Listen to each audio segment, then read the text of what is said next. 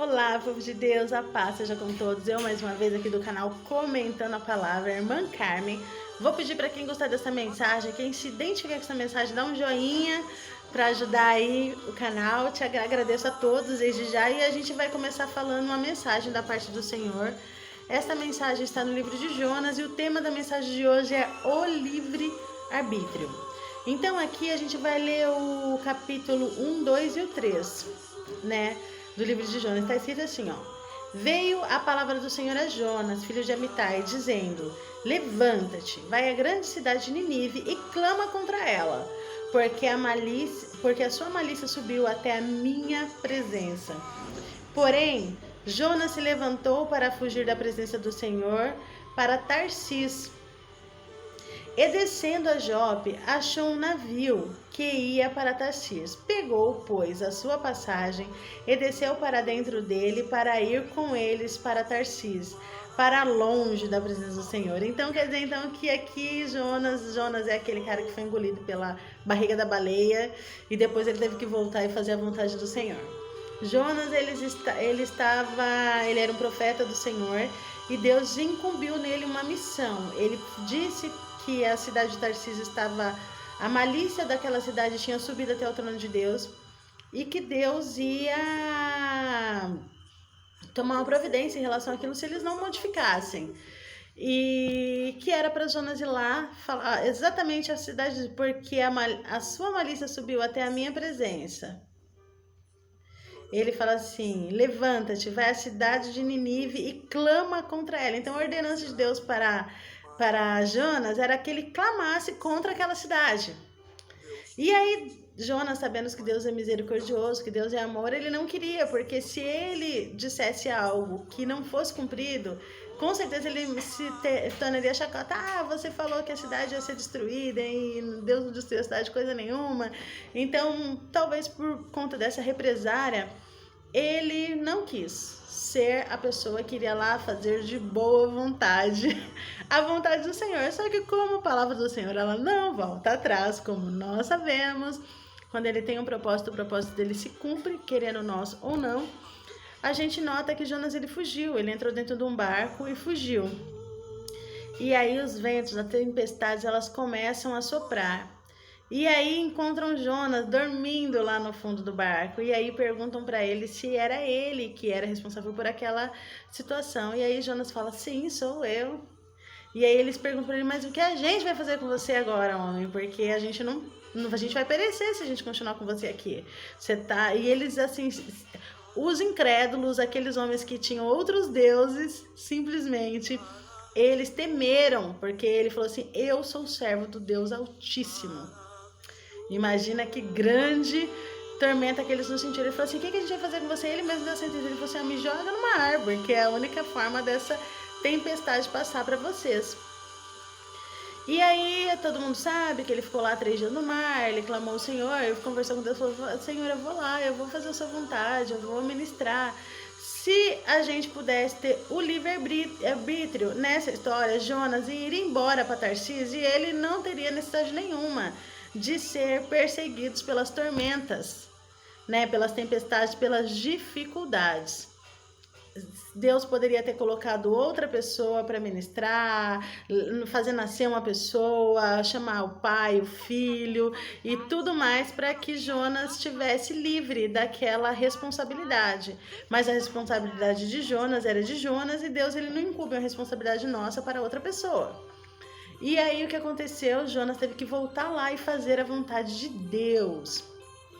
E a gente começa a entender que a vontade de Deus não é a nossa vontade quando a gente vê a história de Uzá, que Uzá estava ali fazendo, né, estava trabalhando para o Senhor junto com o povo de Davi, e aí a arca vai cair e ele coloca a mão e abre uma fenda nele. Então a gente vai um pouquinho para o mundo espiritual nessas questões aí da tempestade da fenda, né?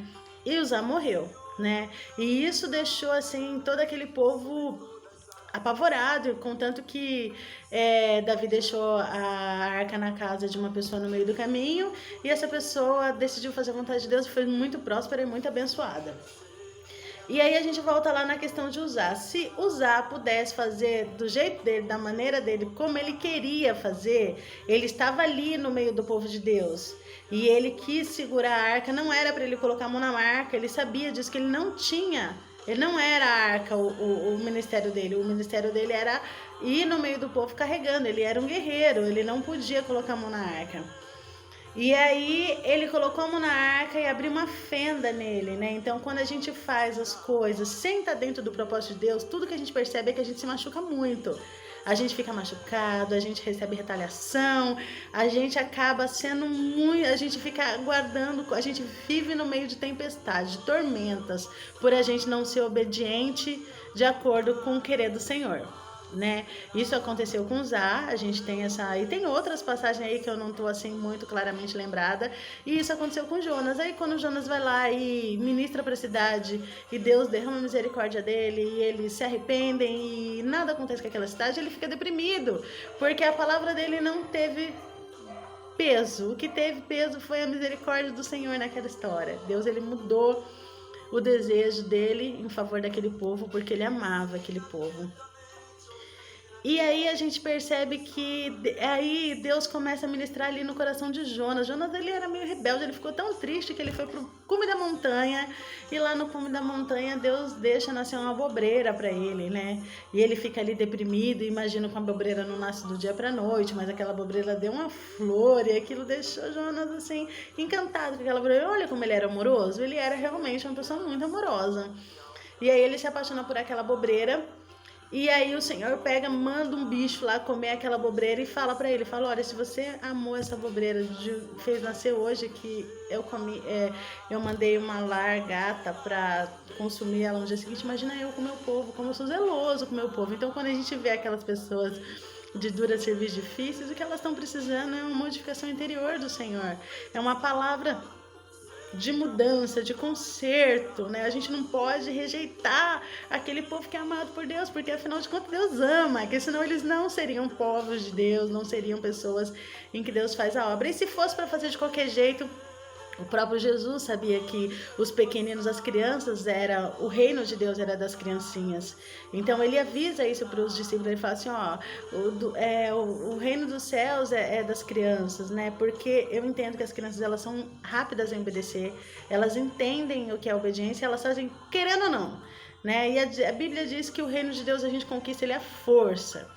Imagina que algumas vezes a gente tem que arrastar um filho para ele fazer do nosso jeito, e outras a gente tem que dar uns tapas. Então é assim que Deus, ele trata o povo dele quando a gente tem dificuldade de entender o propósito dele na nossa vida. Às vezes a gente tem que levar uns tapinhas, a gente tem que, né, ser consertado aí para que a gente fique no propósito do Senhor, fazendo a vontade dele. Não é do nosso jeito, porque senão Uzá não teria morrido por ele tentar fazer. Ele estava fazendo a coisa certa, era o certo, ele queria proteger a arca. Mas não era o que Deus queria, né? Então, se Deus colocou você no ministério A e você quer ficar no ministério B, pode acreditar, irmão, você vai ter muito problema, não vai fluir, você vai ter conflito, porque o que o Senhor preparou para você é diferente do que o que você quer fazer. Enquanto você não se consertar, não se acertar ali, como Jonas, você vai ficar no meio de vendaval. Você vai vai abrir fendas em você, igual aconteceu com Uzá. Porque se Deus te colocou num ministério e você quer ir para outro, você não está dentro do propósito de Deus, né? Jesus, ele poderia ter ficado só com os pequeninos ali, com as crianças, porque o reino de Deus já era eles. Mas o propósito de Deus era que ele fosse para a cruz, e que ele morresse pelos adultos, pelos difíceis, por aqueles que são realmente a dificuldade ali dos irmãos, poder ter a graça do Senhor. E ele precisou, né, passar pelo Calvário, precisou morrer na cruz, para que ele pudesse ser ressuscitado. Uma mulher, quando ela tá para nascer o filho, que ela tá naquela expectativa ali, chega o dia do nascimento, ela sente dores de parto. Porém, depois que passa aquela primeira dor ali e a criança nasce, ela recebe aquela graça incondicional de Deus, assim, que ela fica regozijada de alegria, de felicidade, então ela já nem lembra mais daquela dor que ela passou. E se ela lembra, ela esquece rápido, né? Porque ela passou por aquela dor, porém o que ela recebeu de premiação foi tão incondicionalmente incomparável à dor que ela passou anteriormente. Então muitas vezes a gente passa por dores, irmãos, para que a gente possa fazer a vontade do Senhor. Mas o que Deus tem para premiar nós é incondicional, é imensurável, né? Então a gente precisa ter esse feeling de alerta. Quando a gente decide usar aquele negócio chamado... eu falei lá no início da ministração, nosso livre-arbítrio, o nosso livre-arbítrio ele só serve para uma coisa, ser ferramenta eficaz de Satanás para nos tirar do propósito de Deus e fazer com que a gente tenha muito tormento, muito vendaval e muita fenda em nós, né? É isso que o livre-arbítrio ele traz. Então, se a gente estiver dentro do propósito do Senhor, os ventos eles podem até soprar, mas a gente não vai sentir tanto, né? A gente pode um momento ou até se machucar, mas não vai ser tão insuportável assim. Agora, quando a gente decide fazer da maneira que Deus quer que a gente faça, daquele jeitinho que Deus planejou que a gente fizesse, daquela maneira em que Deus quer que o povo de Deus receba, a gente vê que os ventos acabam, os vendavais cessam e até as cicatrizes elas saram. Então, assim, a gente precisa estar atento, ter essa sensibilidade de deixar o nosso querer de lado, colocar diante de nós a vontade de Deus e que seja força, que seja por violência, mas que a gente fique no chamado que Deus colocou nós para que a gente possa ser abençoado. Irmãos, eu espero que vocês tenham entendido essa mensagem, que possa frutificar na vida de vocês, que vocês possam realmente receber a graça do Senhor Jesus, que Deus abençoe cada um de vocês e que vocês consigam ter a sensibilidade de saber que a sua vontade é diferente da vontade de Deus e que ficar no centro da vontade de Deus, no propósito dele, é diferente de fazer do nosso jeito, fazer de qualquer maneira, fazer da maneira que a gente quer. O propósito de Deus ele é maior do que os nossos, a visão do Senhor é muito maior do que a nossa. Então, por isso, é necessário que a gente abra mão de muita coisa e a gente faça muita força e a gente, de vez em quando, até chore algumas lágrimas para que o propósito do Senhor seja executado na face da terra, né? Livre-arbítrio é ferramenta de Satanás. Quando Eva decidiu desobedecer ao Senhor e usar o livre-arbítrio dela, porque na verdade é só isso que ela usou, o direito dela de fazer o que ela queria, sabe o que aconteceu? Ela saiu da presença de Deus, saiu do paraíso. Ela saiu do jardim do Éden, da terra prometida do Senhor. Então, olha o tamanho do perigo que é a gente usar nosso querer, a nossa vontade. Então, irmãos, meditem nessa mensagem de verdade, leiam aqui o livro de Jonas, capítulo 1, leiam ele inteiro, capítulo 1, capítulo 2, capítulo 13, todos os capítulos aí, ele vai até o capítulo 4 para vocês entenderem, peçam para Deus direção para vocês receberem do Espírito Santo essa revelação e meditem na palavra do Senhor e optem por abrir mão do seu livre-arbítrio e fazer a vontade do Senhor conforme o Senhor quer, do jeito dele, né? Olha o que aconteceu com Jonas, não esqueçam de Jonas, né? Jesus, ele obedeceu e graças a Deus hoje ele está na glória, ele está lá no lugar onde todos nós gostaríamos de estar um dia, né? Jonas teve que ir para o fundo da barriga da baleia. Então, quão grande dificuldade Jonas passou por ele não permanecer no propósito de Deus. Então, que Deus abençoe vocês, que a graça e a paz do Senhor possa ser derramada sobre vocês. E olha, não esqueçam, crente não tem livre-arbítrio. Crente obedece a Deus. Paz seja com todos. Bom final de semana.